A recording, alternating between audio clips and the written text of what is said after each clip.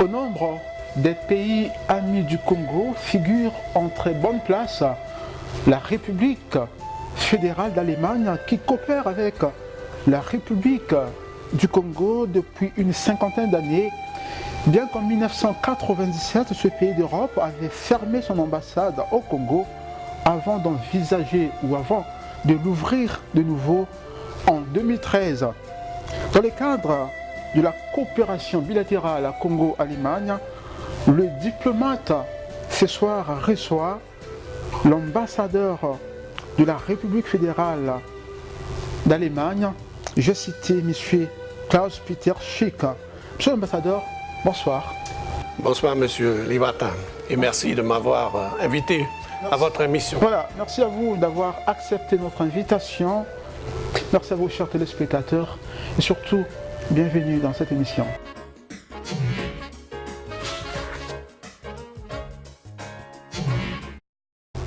Monsieur l'ambassadeur, comme il est des coutumes dans cette émission, nous voulons à ce que vous parliez avec vos mots de votre pays, l'Allemagne. D'accord. Vous le savez peut-être, l'Allemagne est un pays au cœur de l'Europe, la plus grande économie de l'Europe, un pays avec à peu près 82 millions d'habitants et un territoire à peu près comme la République du Congo. Je crois un peu plus grand, mais à peu près c'est la même taille que la République du Congo, mais on a plus d'habitants que la République du Congo. On imagine que la densité est aussi forte. Ça dépend. Dans les villes, c'est comme ça, dans les grandes villes, mais il y a aussi des paysages où il y a très peu de monde. Donc, et l'Allemagne, c'est aussi un pays très vert. Très vert, et on prend soin de notre environnement, comme on le fait ici en République du Congo. Voilà. Monsieur l'ambassadeur, les Allemands sont radicaux, les Allemands sont méchants, racistes. Qui vous a raconté ça? Pensent certaines personnes. Monsieur l'ambassadeur, qui peut bien justifier cela? Bon, ça doit être des vieilles histoires de la Seconde Guerre mondiale. Mais je peux vous dire, pour la 3e année consécutive, l'Allemagne a été votée le pays le plus accueillant pour les étrangers. Oui, c'est un fait. Hein. Donc, ce n'est pas quelque chose que je vous raconte parce que je suis l'ambassadeur de l'Allemagne. C'est vrai que l'Allemagne a beaucoup changé depuis la fin de la guerre, bien sûr. Et c'est vraiment un pays chaleureux, où tout le monde est le bienvenu. Et vous le savez peut-être qu'on a reçu presque 2 millions de réfugiés pendant les 2 dernières années. Et on est en train de les intégrer. Et donc, l'Allemagne, ce n'est pas seulement pour les Allemands. La société allemande est une société en train de changer. Moi, par exemple, je suis de la région de Cologne. Quand je suis né, il n'y avait que des Allemands là. Maintenant, vous avez des Syriens, tous les pays de l'Europe, bien sûr, mais aussi des Africains, bien sûr aussi, et beaucoup de ressortissants turcs aussi, qui se sont bien installés, qui ont des commerces, qui ont des magasins, et qui sont bien intégrés dans la société allemande. On va dire que les choses ont changé positivement en Allemagne. Ben, je dirais oui. Bien sûr. Monsieur l'ambassadeur, notre thème du jour prévoit ce que nous parlons également du monde. Le débat sur la réforme du Conseil de sécurité de l'ONU s'affirme depuis un certain temps, avec entre autres perspectives l'entrée de l'Afrique dans les cercles fermés des membres permanents de ce Conseil. Qu'en pensez-vous de ce débat? Bon, c'est un débat qui est en cours depuis une vingtaine d'années. parce que actuellement le Conseil de sécurité ne reflète plus les réalités de ce monde. En premier lieu, il n'y a aucune place pour l'Afrique au sein du Conseil de sécurité. Et ça, je ne peux pas comprendre. Voilà. Bon, ça a des raisons historiques aussi, parce qu'à l'époque où on a créé les Nations Unies, la plupart des pays africains n'étaient pas encore indépendants.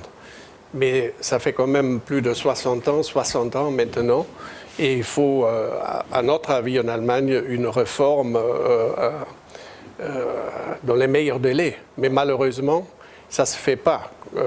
Vous avez dit que ça s'affirme de plus en plus. Moi, je ne vois pas que ça s'affirme vraiment.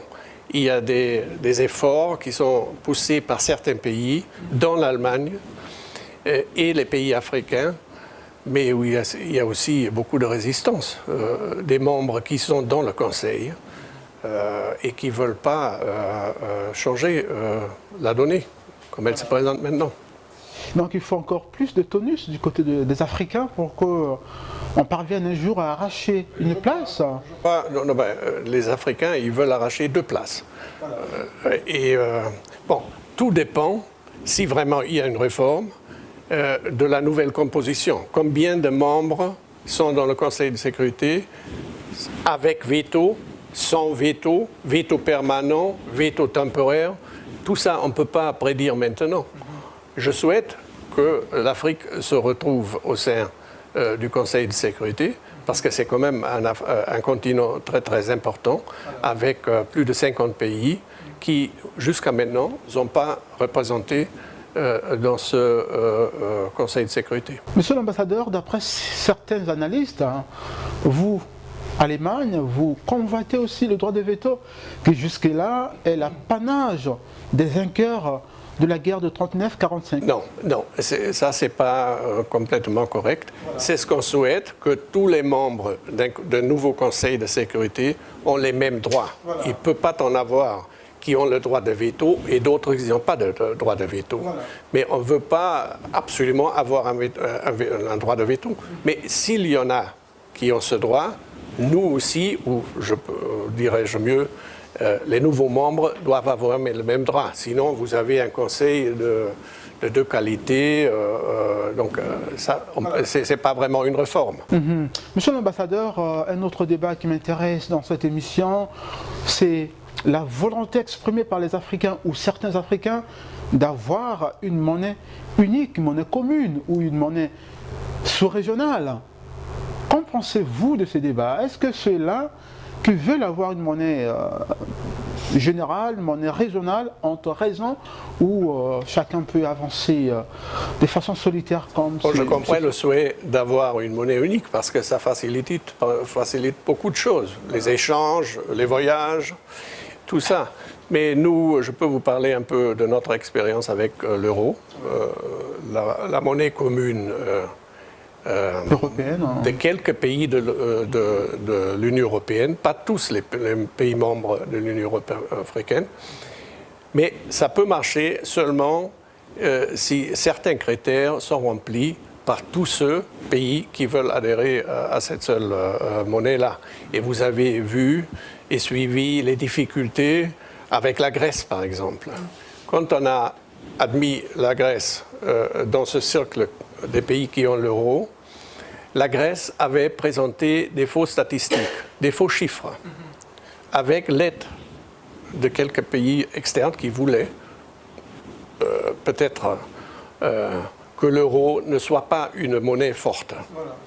Heureusement, il s'est avéré maintenant qu'on a surmonté ces difficultés et l'euro est une monnaie forte et qui va rester. Et c'est aussi une monnaie attractive pour les autres pays membres de l'Union européenne qui sont en train de remplir ces critères, certains critères économiques pour adhérer à la monnaie commune.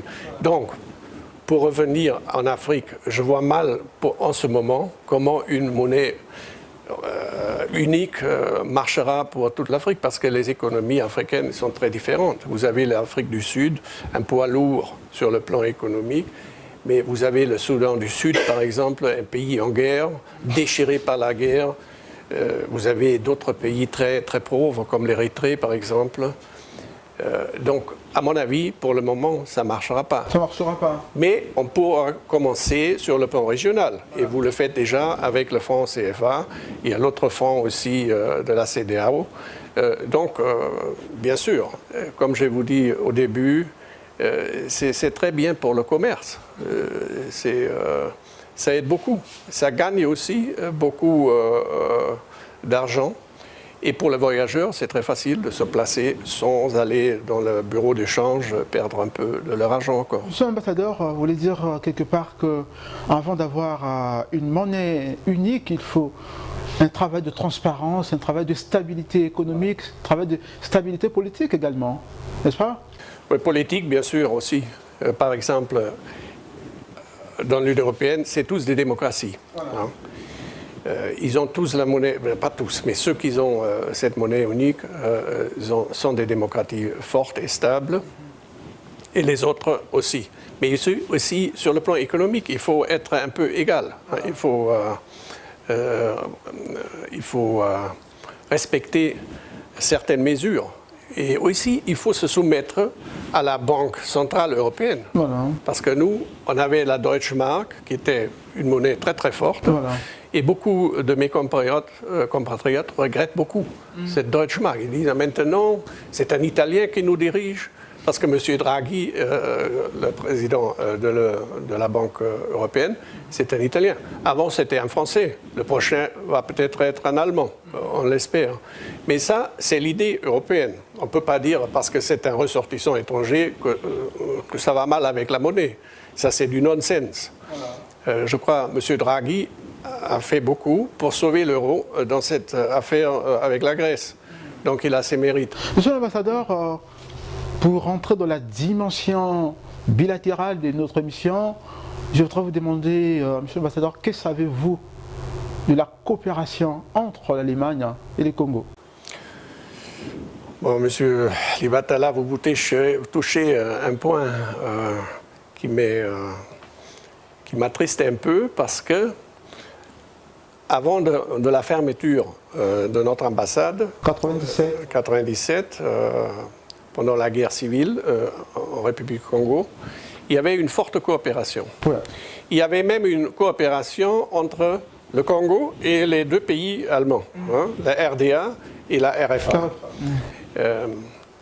Bon, quand nous sommes partis, après nous nous sommes réunifiés, un pays allemand a disparu ou est adhéré à la République fédérale allemande, et donc on s'est réunifiés. Et on n'était pas là. Pendant 17 ans, on n'était pas là. Entre-temps, le Congo s'est développé très vite et très fortement avec le pétrole, devenu un pays riche.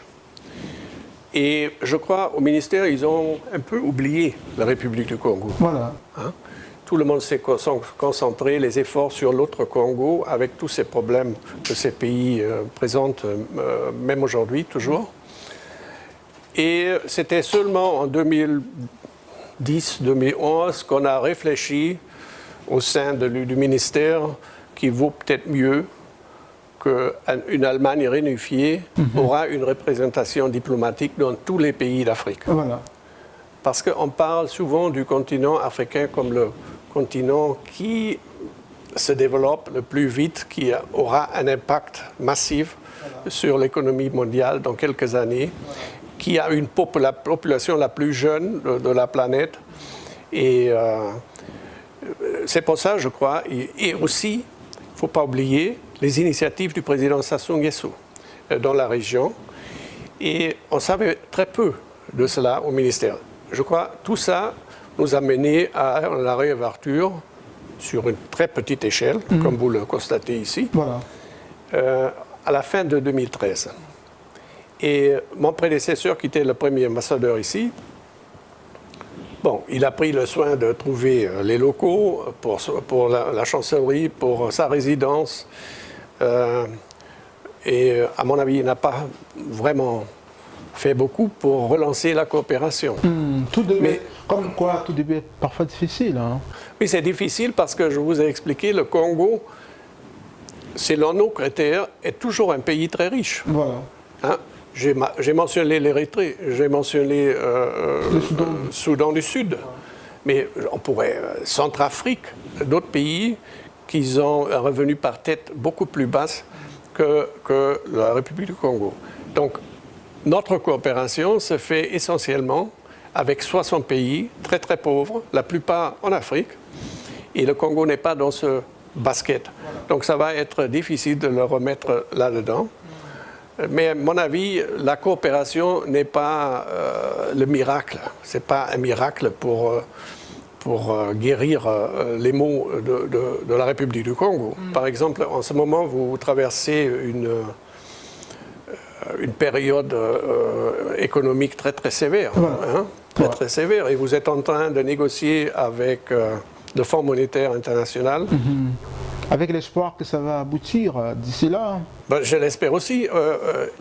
La dernière équipe qui est venue, et ils nous ont dit qu'ils vont revenir. Mais en ce moment, je souhaite, et je ne suis pas le seul, je souhaite pour le Congo que ça se fasse bientôt parce qu'il y a des déficits budgétaires importants qu'on ne peut pas guérir sans une aide externe. Je crois, j'en suis persuadé. Donc, j'espère que jusqu'au mois de mars, avril, on aura ce programme. Et ça aussi, c'est un signal fort aux investisseurs étrangers, parmi aussi les Allemands, de revenir au Congo, de faire quelque chose. Parce que la coopération classique, il s'est avéré que ça n'aide pas beaucoup un pays. Il y a des pays où on a fait la coopération depuis une cinquantaine d'années, ils sont devenus plus pauvres qu'avant. Donc ça n'a pas aidé. Il faut donner de l'emploi, il faut des possibilités pour les jeunes de se créer un emploi, de faire un emploi, d'avoir un salaire et d'avoir un avenir. C'est ça la coopération, ou le but de la coopération. Et ça se fait essentiellement par des investissements qui créent les emplois. Donc il faut repenser. Il faut tout repenser. Oui. Bah, par exemple, là, vous avez une forte coopération avec la Chine qui vous a donné beaucoup de projets d'infrastructures. C'est important, bien sûr. Pour une coopération qui donne quelque chose au pays, il vaut peut-être mieux de penser bien, on prend un crédit d'un pays étranger, on veut bâtir quelque chose, mais on prend nos propres gens pour le faire. Hein, et on fait quelque chose avec ce pays qui donne le crédit pour les obliger de traîner les gens s'ils ne sont pas en mesure de le faire tout de suite, ou les accompagner sur le chemin. À mon avis, c'est vrai, et on est en train en Allemagne de tout repenser parce que la coopération classique n'a pas donné les résultats qu'on avait souhaités. Voilà. 2013 marque la réouverture de votre ambassade au Congo et vous êtes le deuxième ambassadeur depuis la réouverture de cet organe, de cette représentation au Congo. Est-ce qu'on peut se faire une idée sur vos actions déjà menées? Bon, il faut toujours commencer avec ça, ce qu'on a trouvé. Hein. Comme je vous ai dit, je n'ai pas trouvé grand-chose de mon prédécesseur, mais j'ai trouvé un jumelage entre Brazzaville et la ville de Dresden, par exemple. Un jumelage qui est dormant. Dresden, c'est une ville dans la République démocratique d'Allemagne, à l'époque. Maintenant, bien sûr, c'est une ville de notre pays uni. Mais avec la fin de la RDA, je crois, c'était aussi un peu la fin de ce jumelage. Et ça, c'est très dommage. Donc, mon idée, et là, je suis en train de le faire, est de faire revivre ce jumelage, d'avoir un échange de visiteurs des deux côtés. D'abord les maires, bien sûr, mais après aussi des jeunes, les universitaires et les investisseurs. Voilà. Pourquoi pas les journalistes pour en parler davantage? Bien sûr, aussi des journalistes, bien sûr. Dans une telle équipe, il faut aussi des journalistes. Deuxième chose, à l'époque, la RDA donnait beaucoup de bourses aux jeunes Congolais qui sont allés en Allemagne pour faire leurs études, qui sont revenus, qui ont formé une association, qui m'ont rendu visite et ils m'ont dit, bon, ça serait bien de faire revivre cette association. Et ce n'est pas les moindres, c'est des cadres vraiment qui sont des très haut placés dans l'administration, dans la business world de ce pays. Et vraiment, je souhaite de leur aider. À l'époque, ils avaient un petit local où on pouvait lire des livres allemands, des journaux allemands, où on pouvait même apprendre l'allemand. Et à mon avis, il faut revivre tout ça, faire revivre tout cela. Malheureusement, les bourses sont beaucoup moins qu'avant. Et malheureusement, l'organisation allemande qui s'occupe de la gestion de ces bourses se trouve au Cameroun et ne se trouve pas au Congo. Mais il y avait un responsable qui est venu avant Noël et qui a eu une réunion avec l'université ici et avec quelques lycées aussi pour les guider comment obtenir une bourse en Allemagne.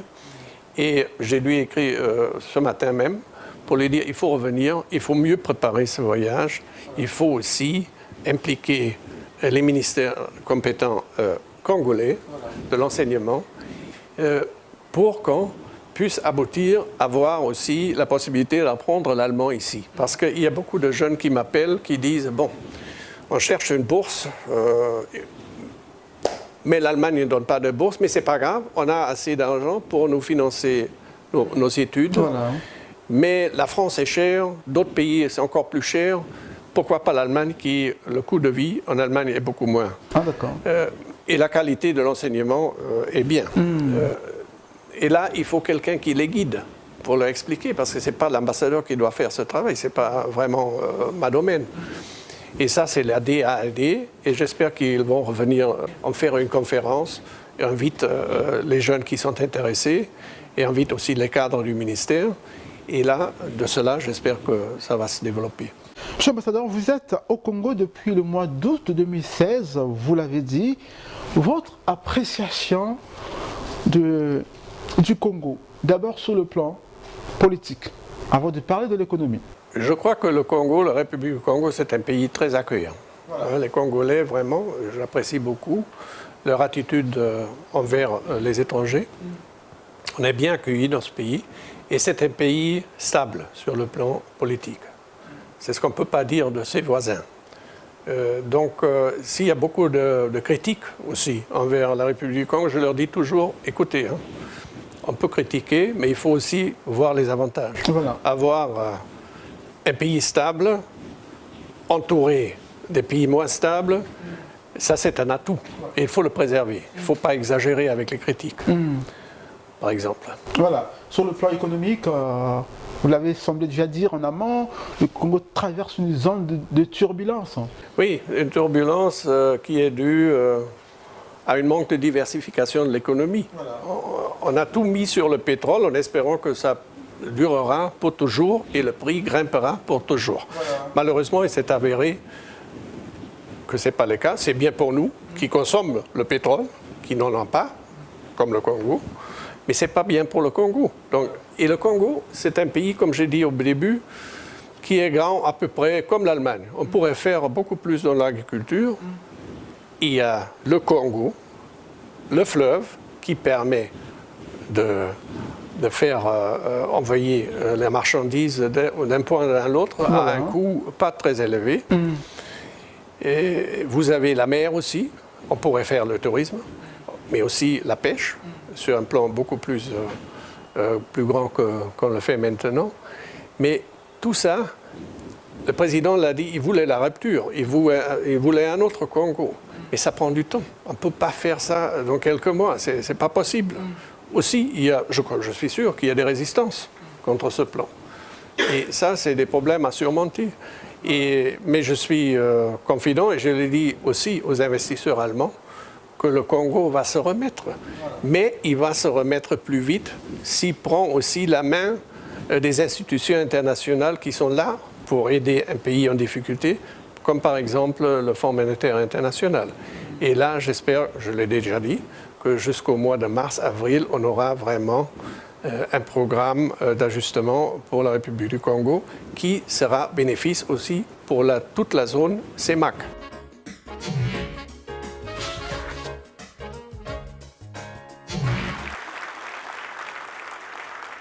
Ils étaient tous là au rendez-vous, les cadres et agents du ministère des Affaires étrangères, de la coopération et des Congolais de l'étranger sont venus prendre connaissance des orientations et directives de la nouvelle année diplomatique. Mais avant cela, le chef de la diplomatie congolaise, Jean-Claude Gakoso, a jeté un regard rétrospectif sur ce qu'a été l'année 2017 dont le bilan est positif. Le ministre des Affaires étrangères, de la coopération et des Congolais de l'étranger a ensuite exhorté les travailleurs du dit ministère à plus d'ardeur et d'abnégation afin de relever le défi qui s'impose à ce département ministériel, défi contenu dans l'agenda diplomatique 2018. C'est donc, mesdames et messieurs, le lieu pour moi de vous demander à tous, cadres et agents du ministère, de garder le pied à l'étrier et de rester mobilisés, afin que, à l'heure du bilan, à la fin de cette année 2018, la moisson soit aussi bonne, sinon meilleure, que celle que nous avons engrangée en 2017. Ces orientations et directives étant bien reçues, reste de les traduire en actions concrètes pour que le flambeau de la diplomatie congolaise soit toujours porté dans le concert des nations.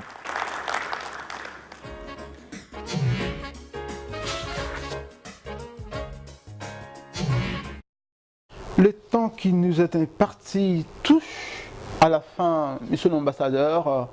Merci d'avoir accepté notre invitation, à moins que vous ayez un mot de fin. Bon, encore une fois, je remercie à Télécongo et à vous, monsieur Luata, pour m'avoir invité. Je souhaite à tous les Congolais une bonne nouvelle année 2018. Je souhaite que la paix revienne entièrement au département de Napoule et que la situation économique du Congo s'améliore au plus vite possible. Vous avez compris, chers téléspectateurs, notre émission touche à sa fin. Merci à vous d'avoir été nombreux à nous suivre. Occasion pour moi de pouvoir dire un mot de remerciement à Armel Etokabeka, l'infatigable, qui est toujours derrière la caméra. Merci à vous. À nous revoir le mercredi prochain. Entre-temps, je vous laisse suivre le grand journal qui vous sera présenté dans quelques minutes. Merci. Au revoir.